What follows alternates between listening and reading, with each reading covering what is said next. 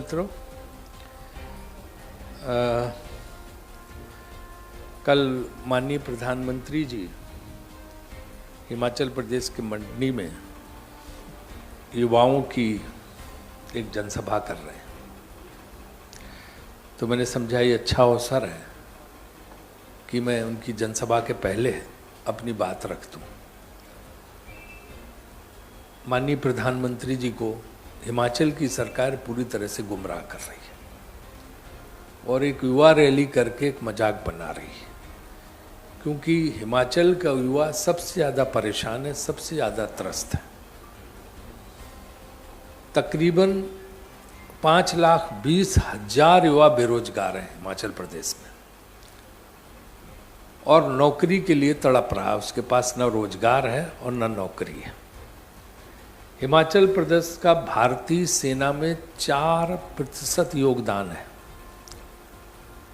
पहला परमवीर चक्र भी हिमाचल प्रदेश से है और ये अग्निवीर योजना से वहाँ के हजारों युवा आहत हैं और वो इसके विरोध में लगातार प्रदर्शन कर रहे हैं। 67,500 सरकारी पद खाली पड़े हैं जिन्हें हिमाचल की सरकार ने भरा नहीं है और लगातार जो मांग हो रही उसके बावजूद भी युवाओं को नौकरी नहीं दी जा रही है। तो मेरा माननीय प्रधानमंत्री से आग्रह है कि पहले तो उन्हें हिमाचल सरकार को इस बात के लिए फटकार लगानी चाहिए उस रैली को संबोधित करने से पहले कि ये सब क्यों है कि 5.5 लाख युवा 5,20,000 युवा बेरोजगार हैं, 67,500 पद खाली पड़े हुए हैं और 70,000 करोड़ का कर्ज है हिमाचल सरकार के ऊपर, यानी कि प्रति वोटर 1.5 लाख रुपए का कर्ज है। 51% कर्ज पिछले 5 साल में बढ़ा है मौजूदा सरकार के उसमें। तो या तो प्रधानमंत्री जी कल इन सारी बातों का जवाब दें हिमाचल प्रदेश सरकार की तरफ से कि ये क्यों यहाँ पे इतने बेरोजगार युवा हैं, 67,000 से ज़्यादा पद क्यों खाली पड़े हैं और कर्ज तले इतने बड़े कर्ज के बोझ के नीचे हिमाचल की जनता को क्यों डाला है। तो इन 3 सवालों का जवाब हम माननीय प्रधानमंत्री जी से कहेंगे और मेरा ये आरोप है कि हिमाचल की सरकार उनको गुमराह करके वहाँ पे ले जा रही है और सब कुछ सरकारी खर्च में हो रहा है। जरा देखिए, चुनाव की घोषणा होने वाली है, सरकारी खर्च में रैली हो रही है, सरकार की बसें लगाई जा रही हैं, सरकार के अफसर लगाए जा रहे हैं लोगों की भीड़ लाने के लिए, सरकार की तरफ से कुर्सी, पंडाल, मंच कुछ पार्टी नहीं कर रही है, करोड़ों रुपया सरकार की तरफ से खर्च किया जा रहा।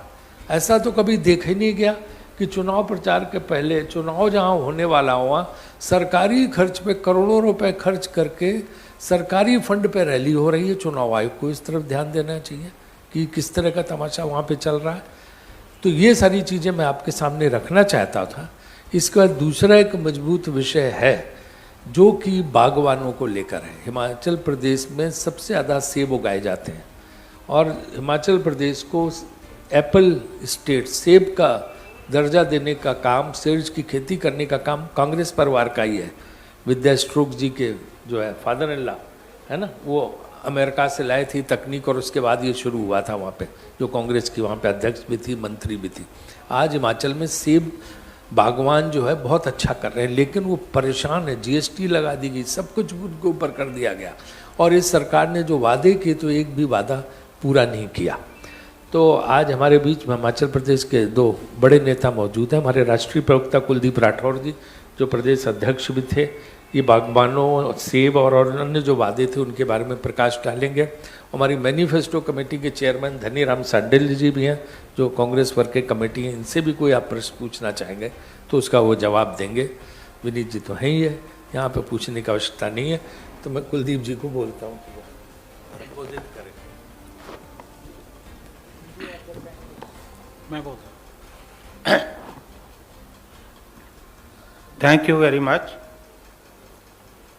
Welcome friends. मेरी राष्ट्रीय प्रवक्ता होने के नाते ये पहली प्रेस कॉन्फ्रेंस है। मंच पे बैठे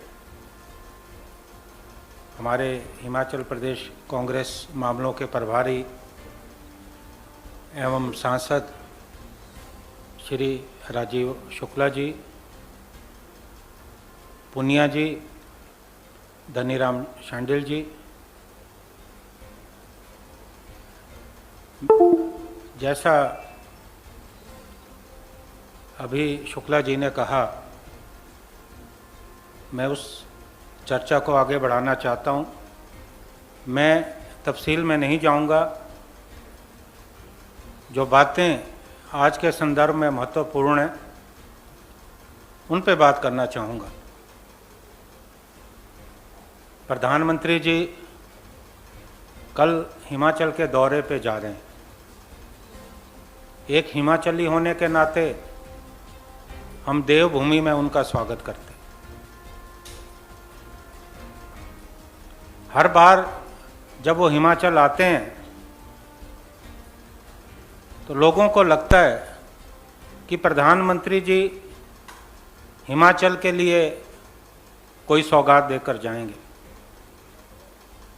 पिछले चुनाव में जब प्रधानमंत्री जी हिमाचल के दौरे पे आए थे, चुनाव से पहले की मैं बात कहता हूँ, उन्होंने कुछ वायदे हिमाचल की जनता से किए थे और आज अफसोस है चुनाव दहलीज पे हैं, वो फिर से आए हैं। कुछ प्रश्न हम उनसे पूछना चाहते हैं। जो वादा खिलाफी हिमाचल की जनता के साथ उन्होंने की है, हम उस पर चर्चा करना चाहेंगे। हिमाचल प्रदेश सेब राज्य के रूप में जाना जाता है। हमारी 5,000 करोड़ से ज़्यादा की आर्थिकी, हजारों लोगों को रोजगार मिलता है, चाहे ट्रांसपोर्टर्स हों, मजदूर हों, बागबानी क्षेत्र से जुड़े जो लोग हैं उन्हें रोजगार मिलता है। प्रधानमंत्री जी ने पिछले जब चुनाव थे उस वक्त उन्होंने हिमाचल में जो जन सभाएं संबोधित की, 29 अप्रैल 2014 पालमपुर, मंडी और सोलन में रैलियों के दौरान उन्होंने घोषणा की थी कि विदेशी सेब पर जो आयात शुल्क है उसे वो 100% करने वाले, क्योंकि इस वक्त 40 देशों से यहाँ सेब आ रहा है। उस वजह से हमारा जो बागवानी उद्योग है वो खतरे में पड़ गया। अभी 50% शुल्क है। किसानों की मांग थी, बागवानों की मांग थी कि 100% होना चाहिए। उन्होंने वायदा भी किया, लेकिन आज तक ये वायदा पूरा नहीं हुआ। इस समय विदेशों से जो सेब आ रहा है, खासकर अमेरिका या चीन से सेब, वो अफगानिस्तान के साथ रास्ते आ रहा है, क्योंकि ड्यूटी फ्री है। जब सेब विदेशों से आता है कोई शुल्क नहीं, तो हमारे यहाँ जो सेब है यकायक दाम गिर जाते हैं। तो हमारी उनसे मांग है कि पहले तो आप स्पष्टीकरण दें कि आपने इतने वर्षों में संज्ञान क्यों नहीं लिया।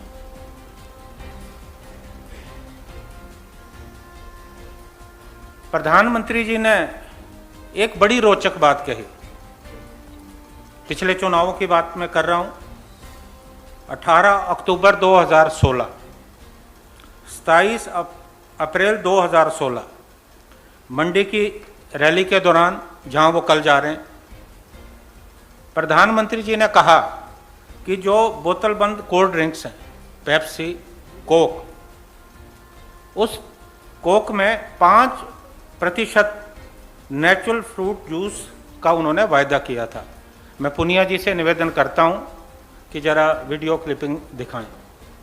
They have their own set formula, वो बड़ा सीक्रेट होता है, उस फार्मूले के साथ छेड़छाड़ नहीं की जा सकती। लेकिन प्रधानमंत्री जी ने बगैर सोचे समझे इतनी बड़ी बात कही, इसका हमें बहुत ज़्यादा अफसोस है। और जो देश के इतने ऊंचे पद पे बैठे हैं, उनसे ये आशा नहीं की जा सकती कि वो इस तरह की बात करें। एक मैं महत्वपूर्ण बात कहना चाहता हूँ। कांग्रेस पार्टी के शासनकाल में गौतम अडानी ने हमारे यहाँ सीए स्टोर लगाने की सरकार से मंशा जाहिर की। उस समय ये लगा कि उनके आने से प्रदेश को फायदा होगा। उन्होंने कहा कि हम उनको सस्ती ज़मीन दी गई। 118 की जो परमिशन है, जो अनिवार्य है हिमाचल में, उनको दी गई। औने पौने दाम में उन्होंने ज़मीन खरीदी। उस वक्त सरकार की ये मंशा थी कि अडानी साहब के आने से किसानों और बागवानों को उचित मूल्य मिलेगा। लेकिन आज वस्तु स्थिति और है। अडानी साहब के 3 सीए स्टोर हैं। 10 लाख वो सेब के बक्से खरीदते हैं, जबकि हमारा जो उत्पादन है वो 2.5-3 करोड़ के करीब होता है। लेकिन वो मूल्यों को प्रभावित करते हैं। इस विषय में मैं आपको कहना चाहूँगा, पिछले वर्ष उन्होंने 72 रुपीज़ पर केजी किसानों से, बागवानों से सेब खरीदा। और इस साल वो दाम घटकर 60 पे आ गए। पहले तो मैं ये कहना चाहूँगा, बागवानों से 72 रुपये, 60 रुपये, और वही सेब जब मार्केट में आता है तो 4 गुना 5 गुना दामों में बिकता है, 250-300 रुपये किलो। तो कितना बड़ा शोषण है। जहाँ किसानों और बागवानों को नुकसान होता है, वहाँ उपभोक्ताओं को बड़े महंगे दाम पे सेब मिलता है। अब क्या होता है, जब वो दाम तय करते हैं, जो हमारे आड़ती हैं, जो हिमाचल आकर सेब खरीदते हैं, या लदानी जिन्हें हम कहते हैं, जब वो दाम तय करते हैं तो एक मिली भगत लगती है कि दाम तुरंत गिर जाते हैं। जो सेब का बक्सा इस साल 3000 में बिक रहा था, 2500 में बिक रहा था, जैसे ही उन्होंने मार्केट में दाम तय किए, वो 1200 और 1500 में दाम गिर के आ गए। पिछले वर्ष तो कांग्रेस पार्टी ने, जब मैं प्रदेश का अध्यक्ष था, हमने अडानी के जो सीए स्टोर है वहाँ जाके घेराव किया। उसके बाद थोड़े दाम ऊपर हुए। तो ये शोषण जो है, अडानी हिमाचल में बागवानों के साथ कर रहे हैं।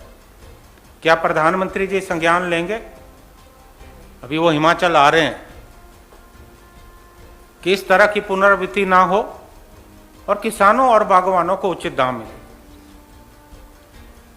कांग्रेस पार्टी के समय में जब श्री वीरभद्र सिंह जी मुख्यमंत्री थे प्रदेश के, श्रीमती विद्या स्टोक्स बागवानी मंत्री थी, 1134 करोड़ का विश्व बैंक परियोजना के तहत हॉर्टिकल्चर डेवलपमेंट प्रोजेक्ट सैंक्शन किया गया। बहुत बड़ा अमाउंट है, 1134 करोड़। इसके तहत हमारे जो सेब के बाग हैं उनका नवीनीकरण होना था, नई वैरायटी आनी थी, उन्नत नर्सरी और सीए स्टोर बनने थे। लेकिन जब से ये सरकार बनी, ये कुंडली मार के बैठ गई। और इस बात का अफसोस है कि अभी तक ये पैसा खर्च नहीं किया गया। इस पैसे को डाइवर्ट करने की कोशिश हुई और एक समय तो ऐसा आया कि विश्व बैंक ने इस परियोजना को रद्द करने का फैसला किया। तो ये अपने आप में जो राज्य सरकार है उनका बागवानी विरोधी फैसला है। क्या प्रधानमंत्री जी इस पर संज्ञान लेंगे? 1982 और 83 में एक डिजीज, फंगल डिजीज आई जिसे स्कैब का नाम दिया गया। 70% से ज़्यादा हमारी फसलें बर्बाद हो गई। उस वक्त केंद्र में कांग्रेस पार्टी की सरकार थी। किसानों को पेस्टिसाइड और फंगासाइड पे सब्सिडी देगी और ये सब्सिडी बदस्तूर जारी थी और पिछले वर्ष ये सब्सिडी खत्म कर दी। अब जो रासायनिक खाद है, उर्वरक है, उस पर सब्सिडी नहीं है। जब कांग्रेस पार्टी का शासन थी, प्रधानमंत्री ये कहते हैं, पिछले चुनाव में उन्होंने कहा कि किसानों की आय दुगनी होगी और किसानों को जो सुविधाएं मिल रही थी, बागवानों को जो सुविधाएं मिल रही थी, वो उन्होंने वापस ले ली। क्या प्रधानमंत्री जी इस विषय में कोई बात करेंगे? आप जानते हैं कि सेब पहले लकड़ी की पेटी में आता था, उससे पर्यावरण का नुकसान हो रहा था, जंगल कटते थे। तो सरकार ने फैसला लिया कि गत्ते की पेटी में सेब को मार्केट में लाया जाए। 1989 में agro industries package India limited की स्थापना हुई और गुम्बा में कॉटन फैक्ट्री लगाई गई, जहां उच्च गुणवत्ता का और सस्ते दाम पर कॉटन बक्सा उपलब्ध होता था और किसानों को इसका बहुत फायदा हो रहा था। और इसकी कैपेसिटी 180 लाख गत्ते की जो पेटियां थी, लेकिन भारतीय जनता पार्टी सरकार ने, उस समय धूमल साहब मुख्यमंत्री थे, ये फैक्ट्री बंद कर दी और जो मशीनरी थी वो औने पौने दाम में नागपुर में कोई इंडस्ट्रियलिस्ट है उसे बेच देगी। अब उसका क्या नुकसान हुआ कि आज हिमाचल के जो बागवान हैं, उन्हें जो प्राइवेट प्लेयर्स हैं, जो निजी हाथों से खरीदनी पड़ रही है, ना तो गुणवत्ता अच्छी है और लगातार दाम बढ़ रहे हैं। और इस बार सरकार ने एप्पल सीजन से पहले किसानों की मांग थी, बागवानों की मांग थी कि दाम नहीं बढ़ने चाहिए। इस आशय का मुख्यमंत्री जी ने भी आश्वासन दिया और जीएसटी बढ़ाकर 18% कर दी। चाहे गत्ते का जो कच्चा माल, उस पे जो कच्चा माल है, उस पे जो फंगासाइड है, कृषि उपकरण है, उस पे 18% जीएसटी बढ़ा दे। क्या प्रधानमंत्री जी इस बात का संज्ञान लेंगे? और ये डबल इंजन की सरकार हिमाचल को कुछ मदद करने में असफल रही है। हिमाचल पहाड़ी राज्य, हम पर्यावरण की सुरक्षा करते हैं। हमारे यहाँ जंगल अगर सुरक्षित रहेंगे तभी पर्यावरण की सुरक्षा होगी। नदियाँ नाले हमारे प्रदेश से निकलते हैं और हिमाचल प्रदेश वीर भूमि है।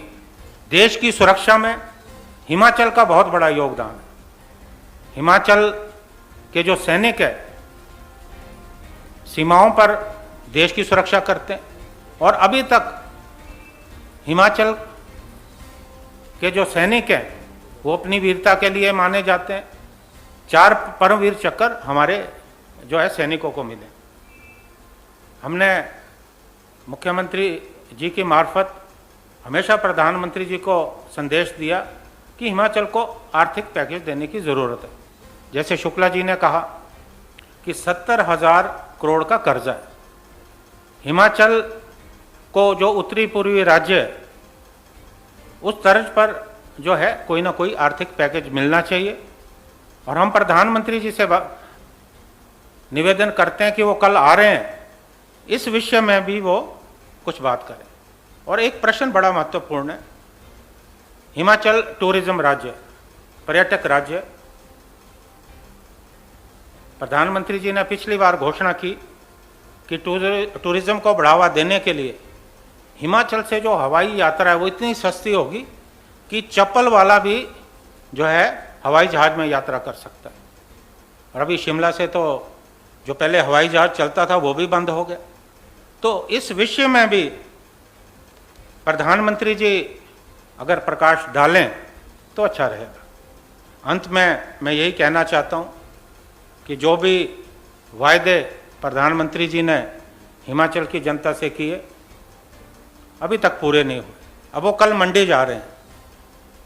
अब मंडी में वो वहाँ का जो मशहूर व्यंजन है सेपू बड़ी, वो तारीफ करेंगे कि यहाँ की सेपू बड़ी बड़ी अच्छी है।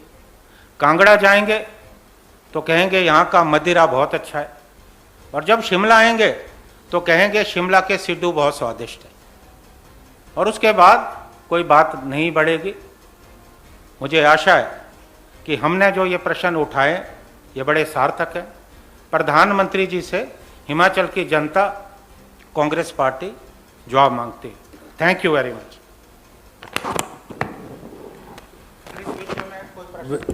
बेसिकली मुझे ऐसा लगता है कि जो कुलदीप राठौड़ जी हिमाचल कांग्रेस की ओर से 2-3 चीज़ें पूछ रहे हैं, मांग रहे हैं कि एक तो पेप्सी और कोका कोला में 5% जूस कब से मिलाया जाएगा, तो प्रधानमंत्री जी ने वादा किया था, ताकि वहाँ से हो जाए तो बता दें। या ये जूस में 5% कोका कोला और पेप्सी वाले बताएं कि क्या 5% जूस मिला के पिला रहे हैं क्या, जो उस समय पेप्सी और कोका कोला लोग पी रहे हैं, क्योंकि जैसी घोषणा हुई तो एक ही जवाब ये चाहते हैं।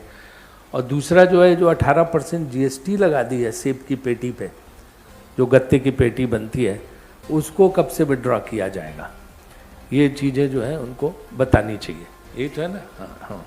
और कोई प्रश्न है?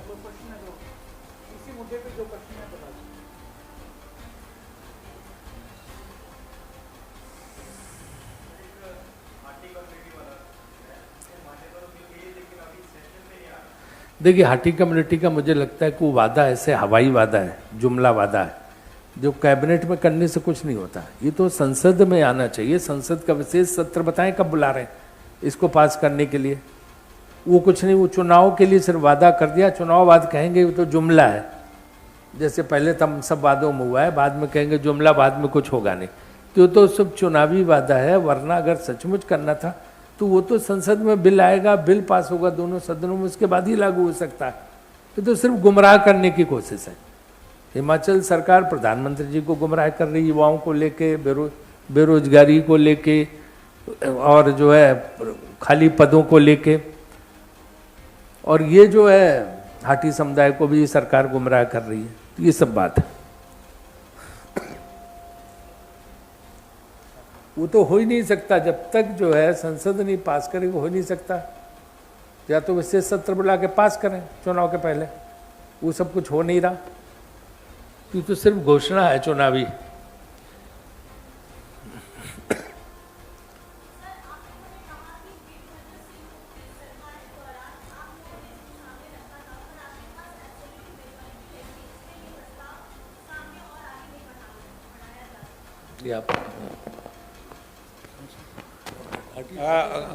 Can you repeat this question?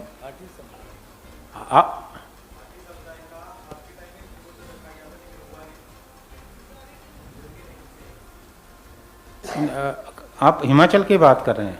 Himachal से भेजा गया था ये, लेकिन ये केंद्र सरकार के पास लंबित रहा। हमारी मंशा बिल्कुल साफ थी। सबसे पहले तो इसके जो दस्तावेज थे वो हमने तैयार करके केंद्र सरकार के सम्मुख भेजे, लेकिन पिछले 10 वर्षों से तो दिल्ली में एनडीए की सरकार है, भारतीय जनता पार्टी की सरकार है, तो ये नहीं हो पाया। अगर करना था तो तभी कर देते ना, उन्होंने तो किया नहीं। अब चुनाव के पहले सिर्फ घोषणा कर रहे हैं मंत्रिमंडल से, तो सिर्फ जो है वो मजाक कर रहे हैं, असलियत में कुछ नहीं।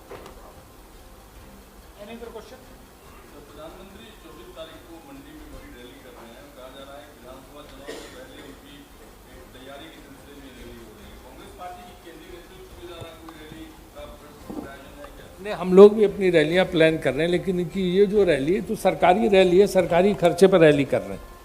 हम तो पार्टी की तरफ से रैली करेंगे, हमारे पार्टी का कार्यकर्ताओं खर्च पे रैली होगी, तो सरकारी खर्चे पर रैली हो रही।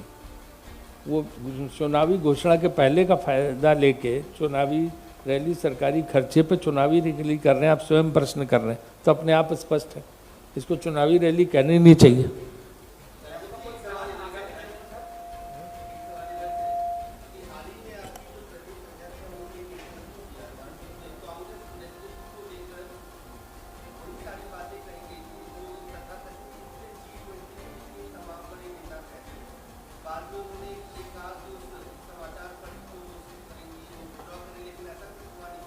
नहीं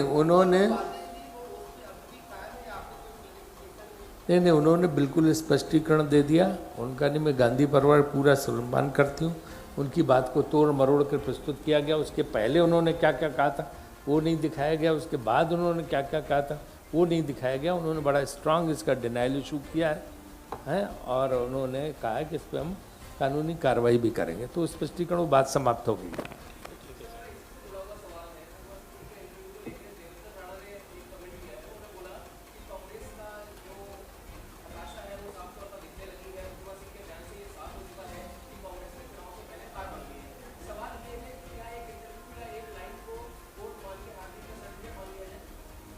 वही मैं आपसे कह रहा हूँ कि तो कोई बात नहीं। किसने बोला? कौन? देवेंद्र राणा?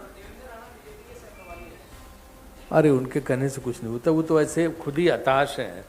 वो अपने पार्टी में कौन क्या क्या बोल रहा, शांता कुमार जी ने क्या बोला उसका उन्होंने कभी बोला कि उस पर हार मान ली? धूमल जी बेचारे क्या बोल रहे हैं इस पर कभी बोला? या एक मंच पे केंद्रीय मंत्री कुछ कहता, मुख्यमंत्री कुछ कहता ऊना रेलवे लाइन को लेके, इस पे देवेंद्र राणा, इन 3 सवालों पे देवेंद्र राणा जवाब ले लो। ऊना रेलवे लाइन पे केंद्र मंत्री ने क्या कहा, मुख्यमंत्री क्या कह रहा, शांता कुमार जी क्या कह रहे हैं अपनी पार्टी उनके लोगों के बारे में, धूमल जी क्या कह रहे हैं। फिर इसके बाद हमारे पास अब दोबारा प्रेस कॉन्फ्रेंस में सवाल कर लेना।